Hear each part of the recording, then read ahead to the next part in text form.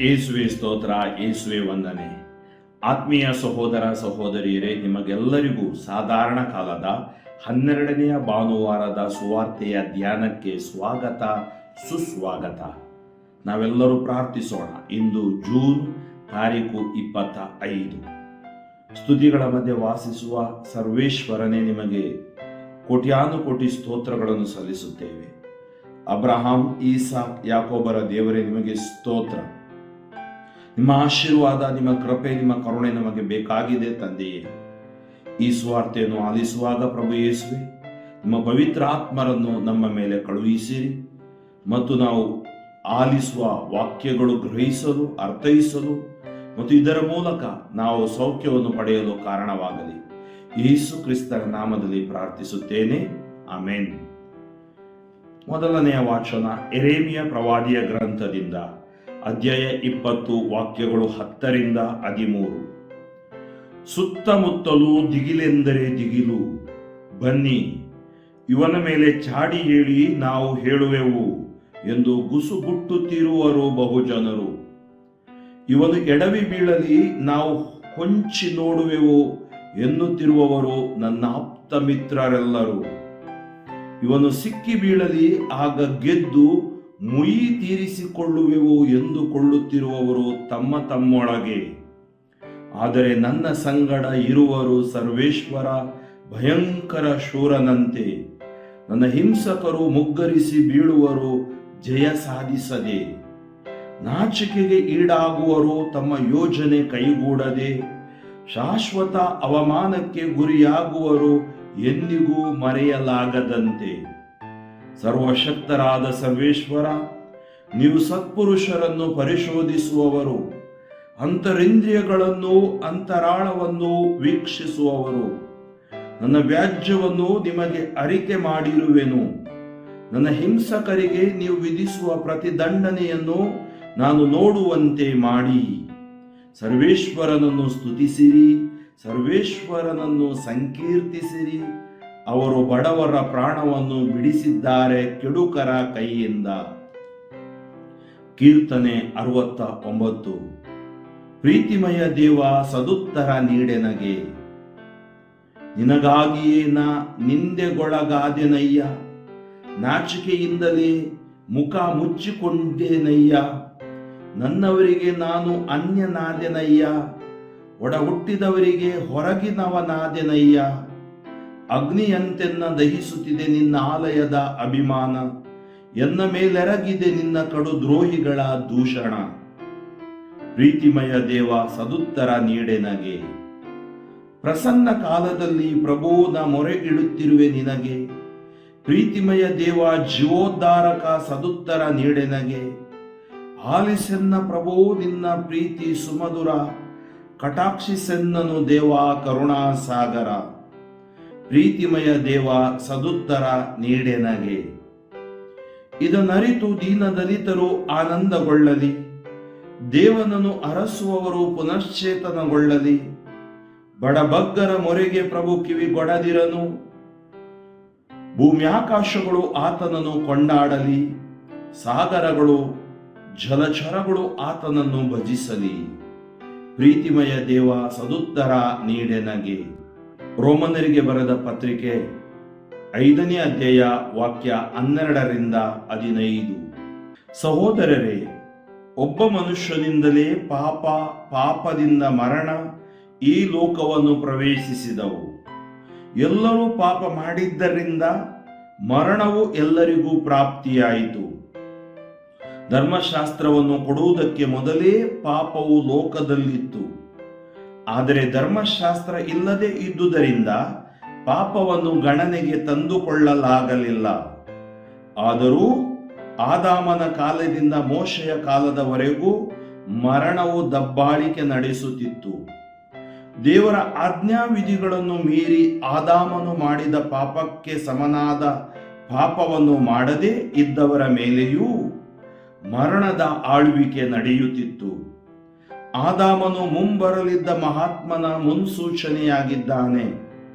ಆದರೆ ಆದಾಮನ ಪಾಪಕ್ಕೂ ದೇವರ ಅನುಗ್ರಹಕ್ಕೂ ವ್ಯತ್ಯಾಸವಿದೆ. ಒಬ್ಬ ಮನುಷ್ಯನ ಅಪರಾಧದಿಂದ ಎಲ್ಲರೂ ಮರಣಕ್ಕೊಳಗಾದರು ಎಂಬುದೇನೋ ನಿಜ. ಆದರೆ ದೇವರ ಅನುಗ್ರಹವು ಅದಕ್ಕಿಂತಲೂ ಅಧಿಕವಾದುದು. ಅಂತೆಯೇ ಯೇಸು ಕ್ರಿಸ್ತ ಎಂಬ ಒಬ್ಬ ಮಹಾತ್ಮನ ಅನುಗ್ರಹದಿಂದ ಲಭಿಸುವ ಉಚಿತಾರ್ಥ ವರಗಳು ಇನ್ನೂ ಅಧಿಕಾಧಿಕವಾದುವು ಎಂಬುದು ನಿಜ. ಅಲೆಲುಯ್ಯ, ಅಲೆಲುಯ್ಯ. ನಾನಾದರೂ ಪಿತನಿಂದ ಕೇಳಿಸಿಕೊಂಡದ್ದನ್ನೆಲ್ಲ ನಿಮಗೆ ತಿಳಿಸಿದ್ದೇನೆ. ಈ ಕಾರಣ ನಿಮ್ಮನ್ನು ಗೆಳೆಯರೆಂದು ಕರೆದಿದ್ದೇನೆ. ಅಲ್ಲೆಲುಯ್ಯ.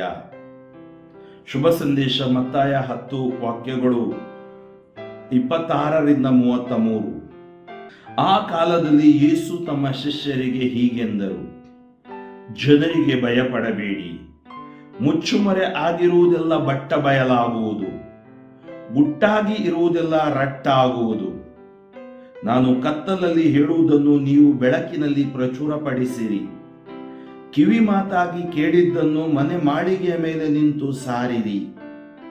ದೇಹವನ್ನು ಕೊಂದು ಹಾಕುವವರಿಗೆ ಭಯಪಡಬೇಡಿ, ಏಕೆಂದರೆ ಅವರಿಂದ ಆತ್ಮವನ್ನು ಕೊಲ್ಲಲು ಆಗದು. ಆದರೆ ದೇಹಾತ್ಮಗಳೆರಡನ್ನೂ ನರಕದಲ್ಲಿ ನಾಶ ಮಾಡಬಲ್ಲ ದೇವರಿಗೆ ಭಯಪಡಿ. ಒಂದು ಕಾಸಿಗೆ 2 ಗುಬ್ಬಚ್ಚಿಗಳನ್ನು ಮಾರುವುದಿಲ್ಲವೇ? ಆದರೂ ಅವುಗಳಲ್ಲಿ ಒಂದಾದರೂ ನಿಮ್ಮ ತಂದೆಯ ಅನುಮತಿ ಇಲ್ಲದೆ ನೆಲಕ್ಕೆ ಬೀಳುವುದಿಲ್ಲ. ಅಲ್ಲದೆ ನಿಮ್ಮ ತಲೆಗೂದಲುಗಳು ಸಹ ಎಲ್ಲವೂ ಎಣಿಕೆಯಾಗಿವೆ. ಆದುದರಿಂದ ಭಯಪಡಬೇಡಿ. ಅನೇಕ ಗುಬ್ಬಚ್ಚಿಗಳಿಗಿಂತ ನೀವು ಎಷ್ಟೋ ಮೌಲ್ಯವುಳ್ಳವರು. ಜನರ ಮುಂದೆ ತಾನು ನನ್ನವನೆಂದು ಬಹಿರಂಗವಾಗಿ ಒಪ್ಪಿಕೊಳ್ಳುವ ಪ್ರತಿಯೊಬ್ಬನನ್ನು ನಾನು ಸಹ ಸ್ವರ್ಗದಲ್ಲಿರುವ ನನ್ನ ಪಿತನ ಮುಂದೆ ನನ್ನವನೆಂದು ಒಪ್ಪಿಕೊಳ್ಳುತ್ತೇನೆ. ಆದರೆ ಯಾವನಾದರೂ ತಾನು ನನ್ನವನಲ್ಲ ಎಂದು ಜನರ ಮುಂದೆ ಬಹಿರಂಗವಾಗಿ ನಿರಾಕರಿಸಿದರೆ ಅಂಥವನನ್ನು ನಾನು ಸಹ ಸ್ವರ್ಗದಲ್ಲಿರುವ ನನ್ನ ಪಿತನ ಮುಂದೆ ನನ್ನವನಲ್ಲವೆಂದು ನಿರಾಕರಿಸುತ್ತೇನೆ. ಪ್ರಭು ಯೇಸುವಿನಲ್ಲಿ ಆತ್ಮೀಯ ಸಹೋದರ ಸಹೋದರಿಯರೇ, ಇಂದಿನ ಶುಭ ಸಂದೇಶವನ್ನು ಓದುವಾಗ ದೇಹವನ್ನು ಕೊಂದು ಹಾಕುವವರಿಗೆ ಭಯಪಡಬೇಡಿ, ಹಾಗೂ ನನಗೆ ಸಾಕ್ಷಿ ಕೊಡಲು ಭಯಪಡಬೇಡಿ. ಆತ್ಮೀಯರೇ, ಕ್ರೈಸ್ತರು ಇವತ್ತು ಅನೇಕ ರೀತಿಯ ಹಿಂಸೆಯನ್ನು ಅನುಭವಿಸ್ತಾ ಇದ್ದಾರೆ. ಆದಿಕಾಲದಿಂದಲೂ ಅವರು ಹಿಂಸೆಯನ್ನು ಅನುಭವಿಸಿ ರಕ್ತಸಾಕ್ಷಿಯಾಗಿ ಅವರು ದೇಹವನ್ನು ಕೊಂದು ಹಾಕುವವರಿಗೆ ಹೆದರದೆ ದೇಹ ಮತ್ತು ಆತ್ಮವನ್ನು ಎರಡರ ಮೇಲೂ ಅಧಿಕಾರವುಳ್ಳ ದೇವರಿಗೆ, ಸರ್ವೇಶ್ವರನಿಗೆ ಅವರು ವಿಧೇಯರಾದರು. ನನಗೆ ಒಂದು ಘಟನೆ ನೆನಪಿಗೆ ಬರುತ್ತೆ. ಕೆಲವು ವರ್ಷಗಳ ಹಿಂದೆ ನಾನು ಒಂದು ಮ್ಯಾಗಝಿನ್ ಅಲ್ಲಿ ಓದಿದ ಘಟನೆ. ಉತ್ತರ ಕೊರಿಯಾದಲ್ಲಿ ಅಲ್ಲಿ ವಿಶ್ವಾಸವನ್ನು ಜೀವಿಸಲು ಅವಕಾಶವಿಲ್ಲ. ಬೈಬಲ್ ಓದಿದರೆ ಅವರಿಗೆ ಜೈಲು ಶಿಕ್ಷೆ ಅಥವಾ ಗಲ್ಲು ಶಿಕ್ಷೆ. ಹೀಗೆ ಉತ್ತರ ಕೊರಿಯಾದಲ್ಲಿ ಕಮ್ಯುನಿಸ್ಟರ ಆಡಳಿತ. ಅಲ್ಲಿಂದ ಎಲ್ಲ ಜನರು ಅಂಡರ್ ಗ್ರೌಂಡ್ ಹೋಗ್ಬಿಟ್ರು, ಕೆಲವರು ಸೌತ್ ಕೊರಿಯಾಗೆ ಓಡಿ ಬಂದ್ರು. ಇವತ್ತು ಕೂಡ ಹಿಂಸೆ ನಡೀತಾ ಇದೆ. ಕೆಲವು ದಿನಗಳ ಹಿಂದೆ 2 ವರ್ಷದ ಒಂದು ಬಾಲಕಿಗೆ ಅವರು ಶಿಕ್ಷೆ ಕೊಟ್ಟಿದ್ದನ್ನು ಕೂಡ ಈ ಪೇಪರ್ಗಳಲ್ಲಿ ನಾನು ಓದಿದೆ. ಒಂದು ಅಲ್ಲಿ ದೇವಾಲಯದಲ್ಲಿ ಪ್ರಾರ್ಥನೆ ನಡೀತಾ ಇತ್ತು. ಪ್ರಾರ್ಥನೆ ನಡೆಯುವಾಗ ಈ ಸೈನಿಕರೆಲ್ಲರೂ ಅಲ್ಲಿರುವ ದೇವಾಲಯಗಳನ್ನು ಧ್ವಂಸ ಮಾಡಿದ್ದರು. ಈ ದೇವಾಲಯಕ್ಕೆ ಬಂದಾಗ ಜನರೆಲ್ಲರನ್ನು ಕೋವಿ ತೋರಿಸಿ ಅವರು ಹೇಳಿದ್ರು, ಎಲ್ಲ ನೀವು ಈ ದೇವಾಲಯವನ್ನು ಬಿಟ್ಟು ಹೋಗ್ಬೇಕು. ಹೋಗುವ ಮುನ್ನ ಅಲ್ಲಿರುವ ಯೇಸುವಿನ ಒಂದು ಛಾಯಾಚಿತ್ರ, ಫೋಟೋ ಅದನ್ನು ತೆಗೆದು ನೆಲದ ಮೇಲೆ ಹಾಕಿದ್ರು. ನೀವು ಅದರ ಮೇಲೆ ಉಗುಳಿ ಅದನ್ನು ನೀವು ಮೆಟ್ಟಿ ಹೋಗ್ಬೇಕು. ಅದಕ್ಕಾಗಿ ಅಲ್ಲಿದ್ದವರೆಲ್ಲರೂ ಕೋವಿಯನ್ನು ನೋಡಿ ಹೆದರಿದ್ರು. ಇಲ್ಲಿ ಗುಂಡುಗಳು ತಮ್ಮ ದೇಹದೊಳಗಡೆ ಹೊಕ್ಕಿ ಪ್ರಾಣವನ್ನೇ ಕಳ್ಕೊಳ್ತೀವಿ ಅಂತೇಳಿ ಹೆದರಿ ಏನು ಆ ಸೈನಿಕರು ಹೇಳಿದ್ರು ಮಾಡಿ ಓಡೋದು. ಕೊನೆಗೆ ಒಬ್ಳು ಯುವತಿ, ಸುಮಾರು 15-16 ವರ್ಷ ಆಗಿರ್ಬೇಕು, ಅವಳಲ್ಲೇ ನಿಂತಿದ್ಲು. ಸೈನಿಕರು ಹೇಳಿದ್ರು, ಎಲ್ಲರೂ ಹೋದ್ರು, ನೀನು ಕೂಡ ಹೋಗು.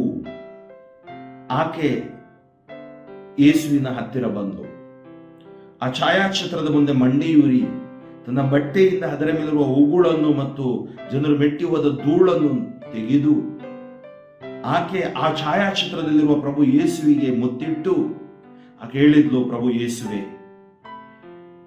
ನೀವು ಪುನರುತ್ಥಾನವಾಗಿದ್ದೀರಿ, ಜೀವವಾಗಿದ್ದೀರಿ. ಇಷ್ಟು ವರುಷಗಳ ಕಾಲ ಈ ದೇವಾಲಯದಲ್ಲಿ ನಾನು ನಿಮ್ಮನ್ನು ಆರಾಧಿಸಿದೆ. ನಿಮಗೆ ಸ್ಥಳವಿಲ್ಲದ ಈ ದೇವಾಲಯದಲ್ಲಿ, ಈ ರಾಷ್ಟ್ರದಲ್ಲಿ ನನಗೂ ಸ್ಥಳವಿಲ್ಲ. ನಾನು ನಿಮ್ಮ ರಾಜ್ಯದಲ್ಲಿ ಬರುತ್ತೇನೆ, ನನ್ನ ಆತ್ಮವನ್ನು ಸ್ವೀಕರಿಸಿರಿ ಎಂದು ಗಟ್ಟಿಯಾಗಿ ಹೇಳಿದಾಗ ಅಲ್ಲಿರುವ ಸೈನಿಕರ ಕೋವಿಯ ಶಬ್ದಗಳು ಮೊಳಗಿ ಆ ಬಾಲಕಿ ಅಸುನೀಗಿದಳು. ಬಾಲಕಿಯ ರಕ್ತ ಆ ಯೇಸುವಿನ ಛಾಯಾಚಿತ್ರದ ಮೇಲೆ ಹರಿಯಿತು. ಮುರಿಯಲ್ಪಟ್ಟ ದೇಹ, ಚೆಲ್ಲಲ್ಪಟ್ಟ ರಕ್ತ ಶಿಲುಬೆಯ ಮೇಲೆ ನಮಗಾಗಿ. ಇವತ್ತು ಯೇಸುವಿಗಾಗಿ ಸಾಕ್ಷಿಯಾಗುವವರು ಬೇಕಾಗಿದ್ದಾರೆ. ಸುಮ್ಮನೆ ಮನೋರಂಜನೆ ಕೊಡುವವರು ಅಲ್ಲ. ಸುಮ್ಮನೆ ಏನೋ ಒಂದು ಪ್ರವಚನ ಮಾಡ್ತಾರೆ, ಬಹಳ ಕೇಳಲು ಹಿತವಾಗಿದೆ, ಆಹ್ಲಾದಕರವಾಗಿದೆ, ಅದಲ್ಲ. ಯಾರು ನನಗೆ ಸೌಖ್ಯ ಕೊಡ್ತಾರೆ, ಯಾರು ಬೀಳ್ತಾರೆ ಹೇಳ್ತಾರೆ ನೋಡುವ ಬೋಧಕರು ಅಲ್ಲ. ನಾವು ಪ್ರತಿಯೊಬ್ಬರು ವಿಶ್ವಾಸದಲ್ಲಿ ಯೇಸುವಿಗೆ ಈ ಬಾಲಕಿಯಂತೆ ಸಾಕ್ಷಿಯಾಗಬೇಕಾಗಿದೆ. ನಾವು ಮೂರ್ಖರಾಗದೆ, ನಾವು ಧೈರ್ಯದಲ್ಲಿ ಪಂಚಶತಾಮ ಹಬ್ಬದ ದಿನದಂದು ಶಿಷ್ಯರ ಮೇಲೆ ಇಳಿದು ಬಂದ ಅದೇ ಆತ್ಮರನ್ನು ದೇವರು ನಮಗೆ ಕೊಟ್ಟಿದ್ದಾರೆ.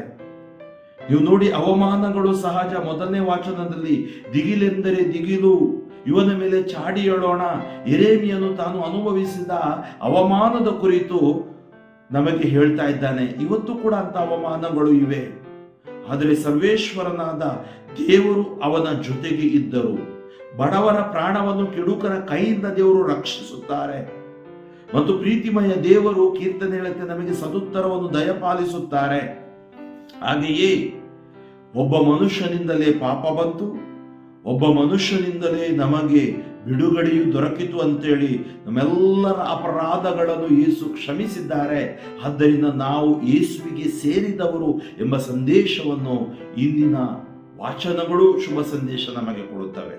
ಆದ್ದರಿಂದ ಆತ್ಮೀಯರೇ, ನಾವು ಮನೆಯಲ್ಲಿ ಪ್ರತಿಯೊಬ್ಬರೂ ಕುಟುಂಬ ಪ್ರಾರ್ಥನೆಯನ್ನು ಮಾಡಿ ನಮ್ಮ ವಿಶ್ವಾಸಕ್ಕೆ ಸಾಕ್ಷಿಯಾಗೋಣ. ನಮ್ಮ ಮಕ್ಕಳಿಗೆ, ಯುವಕ ಯುವತಿಯರಿಗೆ, ನಾವು ತಂದೆ ತಾಯಂದಿರು ಮನೆಯಲ್ಲಿ ಸಾಕ್ಷಿಯಾಗೋಣ.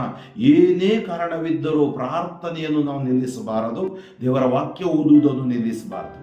ಮತ್ತು ನಮ್ಮ ಸಮುದಾಯಗಳಲ್ಲಿ ನಾವು ಒಂದಾಗಿ ಸಮುದಾಯ ಕೂಟಗಳನ್ನು ಮಾಡುವಾಗ ಪ್ರಭು ಯೇಸುವಿಗೆ ನಾವು ಸಾಕ್ಷಿಗಳಾಗುತ್ತೇವೆ. ಅದರಲ್ಲೂ ವಿಶೇಷವಾಗಿ ಭಾನುವಾರದ ದಿನದಂದು ನಾವೆಲ್ಲರೂ ಕೆಲಸ ಕಾರ್ಯಗಳನ್ನು ಬಿಟ್ಟು ಜೊತೆಯಾಗಿ ಆರಾಧನೆ ಮಾಡುವಾಗ ಪ್ರಭುವಿಗೆ ಸಾಕ್ಷಿಯಾಗುತ್ತೇವೆ ಮತ್ತು ಪರಮ ಪ್ರಸಾದದಿಂದ ದಿವ್ಯ ಶಕ್ತಿಯನ್ನು ಪಡೆಯುತ್ತೇವೆ. ರೊಟ್ಟಿ ಮತ್ತು ರಸ, ಯೇಸುವಿನ ಶರೀರ ಮತ್ತು ರಕ್ತವನ್ನು ನಾವು ಭುಜಿಸುತ್ತೇವೆ. ಆತ್ಮದ ಭೋಜನ ನಮಗೆ ನಮ್ಮನ್ನು ನಿತ್ಯ ಜೀವನದೆಡೆಗೆ ಕೊಂಡೊಯ್ಯುತ್ತದೆ. ಮಾತ್ರವಲ್ಲ, ಯೇಸುವಿನ ವಾಕ್ಯದಲ್ಲಿ ಆಳವಾಗಿ ಇರುವಂತೆ ಮತ್ತು ಯೇಸುವಿಗೆ ಸಾಕ್ಷಿಯಾಗುವಂತೆ ನಮ್ಮನ್ನು ಪರಿವರ್ತಿಸುತ್ತದೆ. ಈ ನಿಟ್ಟಿನಲ್ಲಿ ಇಂದಿನ ಈ ವಾಚನಗಳು ನಮಗೆ ಸಹಾಯ ಮಾಡಲಿ ಮತ್ತು ನಮ್ಮನ್ನು ಬಲಪಡಿಸಲೆಂದು ಪ್ರಾರ್ಥಿಸೋಣ. ಯೇಸುವೇ, ನಿಮ್ಮ ನಾಮದಲ್ಲಿ ನಾನು ಪ್ರಾರ್ಥಿಸುತ್ತೇನೆ. ಈ ಸ್ವಾರ್ಥೆಯನ್ನು ನಾನು ಸಾರಿದ್ದೇನೆ. ನನ್ನ ಜನರ ಮೇಲೆ ನಿಮ್ಮ ಕರುಣೆಯ ಕೃಪೆ, ದಯೆ ಇಳಿದು ಬರಲಿ. ಇದೋ ಈ ನಿಮಿಷದಲ್ಲಿ ಯಾರಿಗೆಲ್ಲ ನಿನ್ನ ಆಶೀರ್ವಾದ ಬೇಕಾಗಿದೆ ಪ್ರಭುವೇ, ಅದನ್ನು ಕರುಣಿಸು. ಯೇಸುವೇ, ಅನೇಕ ಕಡೆ ಹಿಂಸೆ, ಮಣಿಪುರದಲ್ಲಿ, ನೈಜೀರಿಯಾದಲ್ಲಿ ಕ್ರೈಸ್ತರೆನ್ನುವ ಕಾರಣಕ್ಕೆ ಯುಕ್ರೇನ್ ರಷ್ಯಾದ ಮಧ್ಯೆ ನಡೆಯುವ ಯುದ್ಧಗಳಲ್ಲಿ ಅದೆಷ್ಟೋ ಕ್ರೈಸ್ತರು ಜನರು, ದೇವಾಲಯಗಳು ಧ್ವಂಸವಾಗಿವೆ. ದೇವಾಲಯವನ್ನು ಧ್ವಂಸ ಮಾಡಬಹುದು, ಆದರೆ ಆತ್ಮ ಮತ್ತು ದೇಹವನ್ನು ಧ್ವಂಸ ಮಾಡಲು ಶಕ್ತಿ ಇರುವ ಸರ್ವೇಶ್ವರನಿಗೆ ನಾವು ವಿಧೇಯರಾಗಬೇಕು. ಸರ್ವೇಶ್ವರನೇ, ಈ ವಿಶ್ವದ ಒಡೆಯನೇ, ನಿಮಗೆ ಸ್ತೋತ್ರ. ನಿಮ್ಮ ಸಕಲ ಜನರ ಮೇಲೆ ಕರುಣೆ ಇಳಿದು ಬರಲಿ. ಅದರಲ್ಲೂ ಬಡಬಗ್ಗರ ಮೇಲೆ, ವಿಶೇಷವಾಗಿ ಬಡತನ ರೇಖೆಗಿಂತ ಕೆಳಗಿರುವವರ ಮೇಲೆ, ಅನ್ಯಾಯಕ್ಕೆ ಒಳಗಾದವರ ಮೇಲೆ, ಅನೀತಿ ಹಿಂಸೆಗೆ ಒಳಗಾದವರ ಮೇಲೆ ಕರುಣೆಯಾಗಿರಿ ಸ್ವಾಮಿ. ಕಾರ್ಮಿಕರ ಮೇಲೆ, ಕೂಲಿ ಕೆಲಸ ಮಾಡುತ್ತಿರುವವರ ಮೇಲೆ, ವಿಶೇಷವಾಗಿ ರೈತಾಪಿ ವರ್ಗದವರ ಮೇಲೆ, ವಿಶ್ವದಲ್ಲಿ ಹೊಟ್ಟೆಪಾಡಿಗಾಗಿ ಕೆಲಸಕ್ಕಾಗಿ ಶ್ರಮಿಸುತ್ತಿರುವವರ ಮೇಲೆ ನಿಮ್ಮ ಆಶೀರ್ವಾದ ಇಳಿದು ಬರಲಿ. ಶ್ರೀಮಂತ ರಾಷ್ಟ್ರಗಳು ಬಡ ರಾಷ್ಟ್ರಗಳಿಗೆ ಸಹಾಯ ಮಾಡುವಂತ ಸುಮನಸ್ಸನ್ನು ಕರುಣಿಸಿರಿ. ಎಲ್ಲೆಲ್ಲೂ ನಿಮ್ಮ ಸ್ವಾರ್ಥಕ್ಕೆ ಅಡ್ಡಿದೆಯೋ ಅಲ್ಲಿ ಹೊಸ ಆಶೀರ್ವಾದಗಳನ್ನು ಕಳುಹಿಸಿ, ಅನುಗ್ರಹವನ್ನು ಕಳುಹಿಸಿ, ಹೊಸ ಬಾಗಿಲನ್ನು ನೀವು ತೆರೆಯುವವರಾಗಿದ್ದೀರಿ. ಇದೋ ಪವಿತ್ರ ಆತ್ಮರೇ, ಇಳಿದು ಬಂದಿರಿ ರಾಷ್ಟ್ರ ನಾಯಕರುಗಳ ಮೇಲೆ, ರಾಷ್ಟ್ರವನ್ನು ಆಳುತ್ತಿರುವವರ ಮೇಲೆ. ಪ್ರತಿಯೊಬ್ಬರು ಶಾಂತಿ, ಸಮಾಧಾನ, ಪ್ರೀತಿ, ಐಕ್ಯತೆಯಿಂದ ಜೀವಿಸುವಂತಾಗಲಿ. ಯೇಸು ನಾಮದಲ್ಲಿ ನಿಮಗೆ ಜಯ, ಬಿಡುಗಡೆ, ಸೌಖ್ಯ, ಸ್ವಸ್ಥತೆ ಘೋಷಿಸಿ ಪ್ರಾರ್ಥಿಸ್ತೇನೆ. Touch, anoint, bless, heal for your glory. ಯೇಸು ನಾಮದಲ್ಲಿ ನಿಮಗೆ ಜಯ, ಯೇಸು ವಾಕ್ಯದಲ್ಲಿ ನಿಮಗೆ ಸಂರಕ್ಷಣೆ, ಯೇಸು ರಕ್ತದಲ್ಲಿ ನಿಮಗೆ ಬಿಡುಗಡೆ. ಸರ್ವಶಕ್ತ ದೇವರಾದ ಪಿತಾ ಮತ್ತು ಸುತ ಮತ್ತು ಪವಿತ್ರಾತ್ಮರು ನಿಮ್ಮನ್ನು ಆಶೀರ್ವದಿಸಲಿ. ಆಮೇನ್. ಫಾದರ್ ಫ್ರಾಂಕ್ಲಿನ್ ಡಿಸೋಜಾ, ಶಿವಮೊಗ್ಗ ಧರ್ಮಕ್ಷೇತ್ರ. ನನಗಾಗಿಯೂ ನನ್ನ ಸ್ವಾರ್ಥ ಸೇವೆಗಾಗಿಯೂ ಪ್ರಾರ್ಥಿಸಿರಿ. ಸಾಧ್ಯವಾದಷ್ಟು ಜನರಿಗೆ ಈ ಸಂದೇಶವನ್ನು ನೀವು ಹಂಚಿರಿ.